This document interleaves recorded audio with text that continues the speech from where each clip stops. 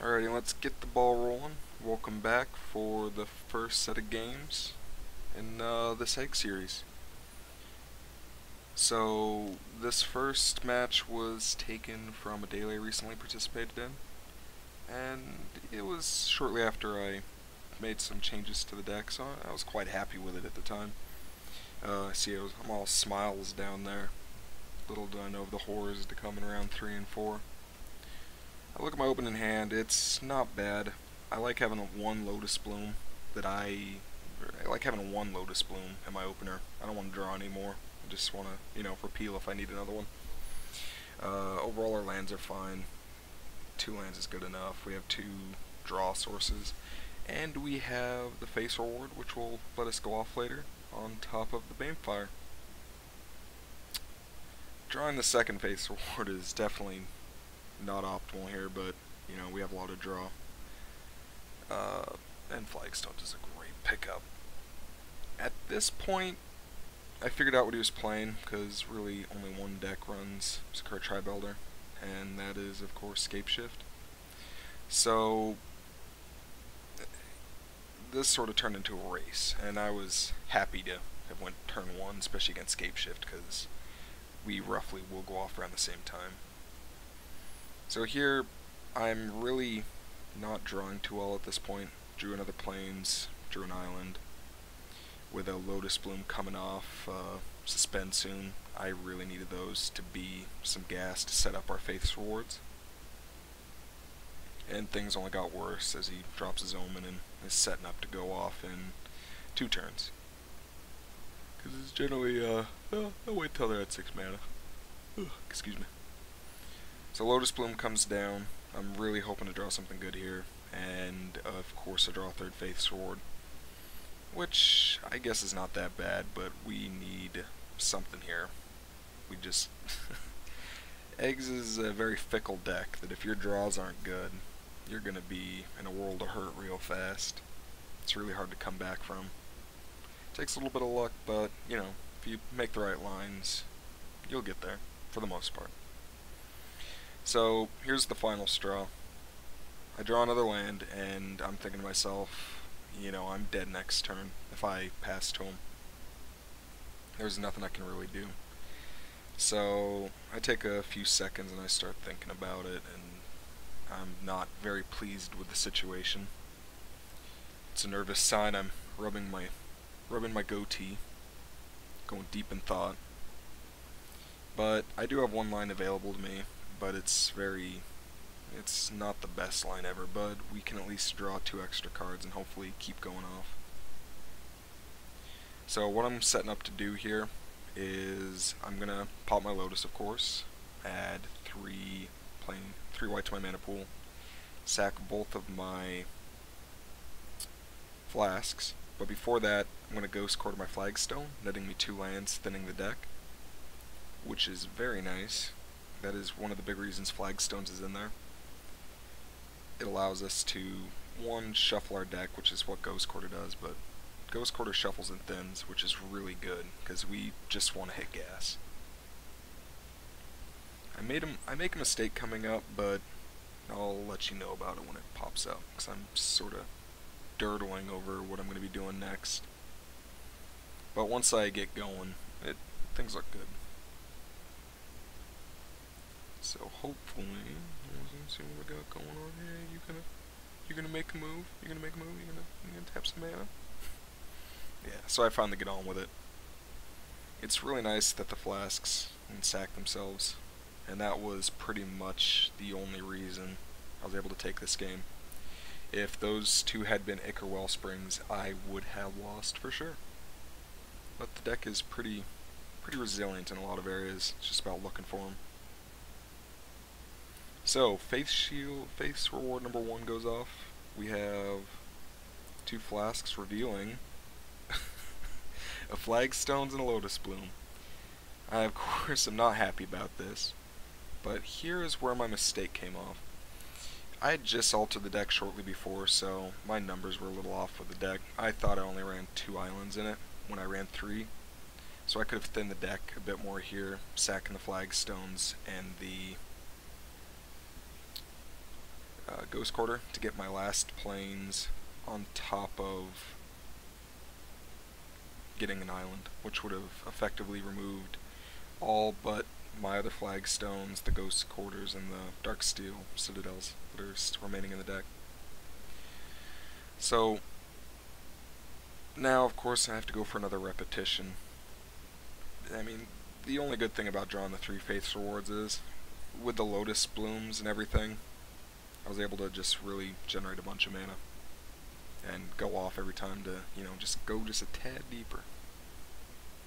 All the while making a little bit of mana. And Faith's reward number 2 gives me a Conjurer's Bauble and a Croc Clan Ironworks. Now Ironworks was what we really needed, because this actually lets us advance our mana quite a bit. Really sets up our Banefire coming up. Also, Conjurer's Bauble is nice because it allows us to put something back on the bottom of the deck.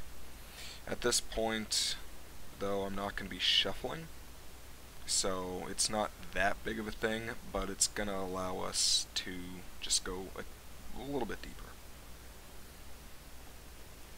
From here, the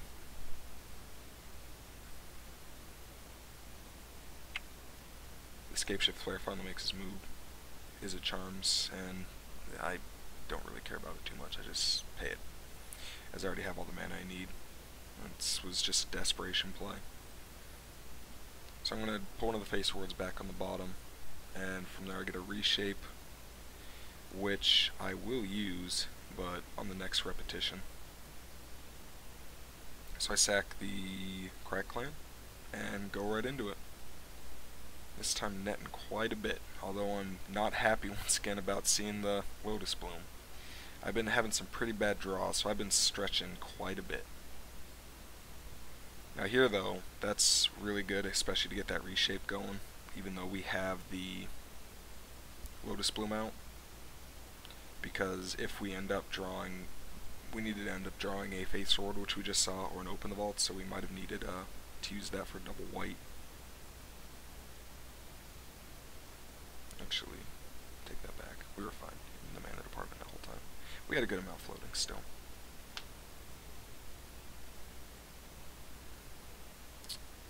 So from here, yeah, we reshape. We get a Ichor Wellspring, which will net us 2 cards, which is what we desperately need at this point. And from here, I was confident that things were going my way. I mean, there's really nothing I was worrying about. I felt more in control. I wasn't digging as much. When you're drawing 4 cards off a Faith Reward, you feel pretty good about it. So as you can see, I've drawn a lot of bad cards, so more gas is coming real fast.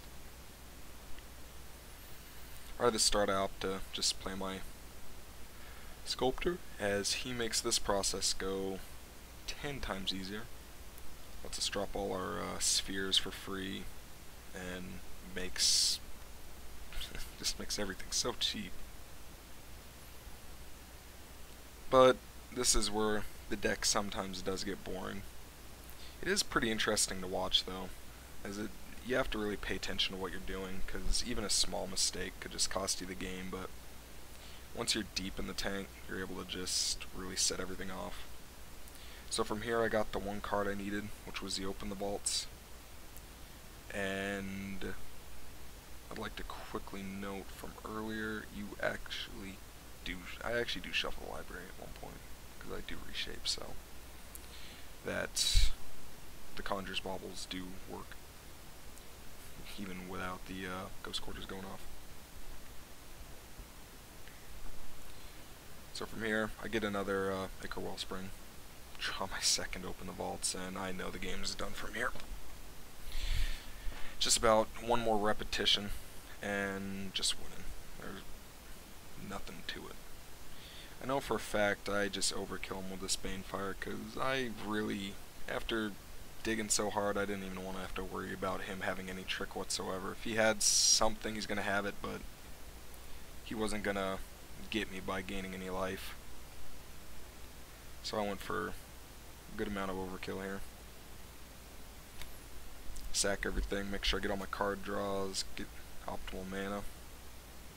I draw another Sculptor and I play it, because yeah, they're just so good. Everything's cheaper, everything goes quicker.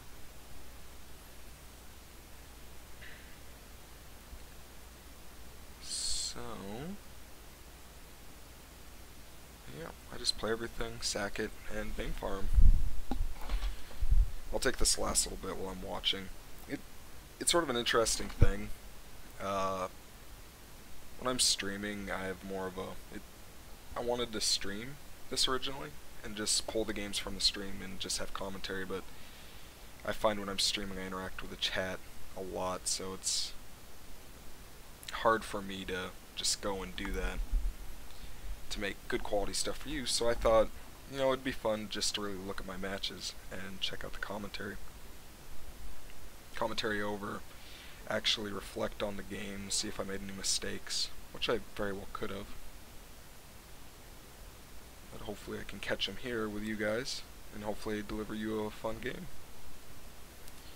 So right here, get this Banefire revved up. I'm pretty sure, I think I Banefire him for at least 40. Can't say I go a little deep sometimes. That's all I can really say. So for Scapeshift, you know, got a board in. Got a board in a few cards. The ones I really only wanted were Leyline of Sanctity. Overall, we have nothing else that really matters against him. We have some O-rings, which could have taken out like a Prismatic, but honestly, in this match, if we can land a Sanctity, we're in pretty good shape, because then they have to find their answer, and that is just makes us golden, to be honest, because it gives us more time. But yeah, that is pretty much it for this game. I will see you back for round 2. Oh, and yep. All I did was do a reshape out, a lotus out, one chromatic sphere out, as I found they're generally the weakest of all my little man artifacts. And there you go, that is about it. And, oh yeah, won't open the vaults out. But yeah, I just sort of go around my sideboard for a bit, sort of thinking, but oh well, we're good. See you back for game 2.